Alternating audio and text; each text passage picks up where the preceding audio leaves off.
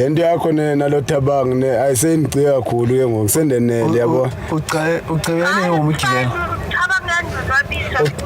hayi ugcineni ngomgibelo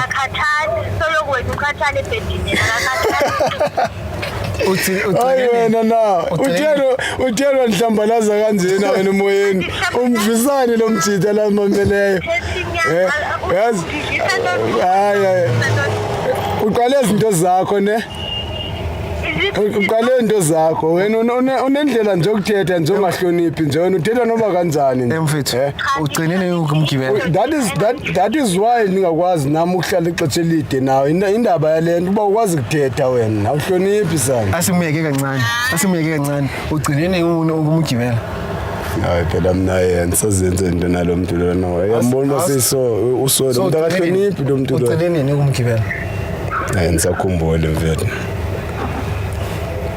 Okay. So ayisasebenza le relationship kahle. Hayi. Ithi expired. Sendanele mfethu umuntu ongahloniphi kanje. Girlfriend, so you agree with this relationship expired? Hayi expired kade futhi ngixelele kade. Asiyekeni ke.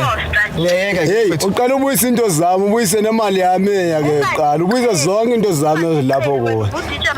Ubuyisa hayibo sundiqhela bendithenga kanti ubundithengisela ubuyisa into zami please nemali yami mfethu ngiyayifuna le mali unginika yona ngiyayifuna singathi sixabane akasozuthole into apha uzonibona kahle uba ndingiba uzonibona kahle ngifuna unqonde nambali ngicela okay sobonana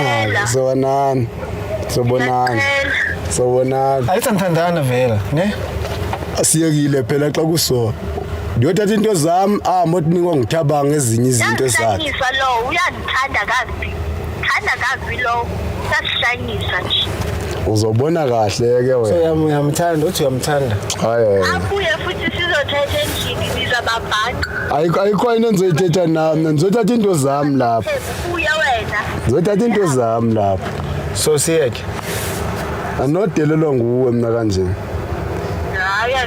into zami ezondiyazi abantu kuthetha nje siyaqhela udelela kanjena wena wayi ungahloniphi ngicela xa ubona abantu uthetha nami kanje xa sendlini awukwazi nonjonga apha ubona abantu amandla ngoku uthi sinomngane uyangiqhela andiyazi kwayilento mntwana so wawuthathwaphi nami ndiye wandikhetha wazi wawuthathwaphi nami ndiye la uthathwa khona njengomusonze uyangiqhela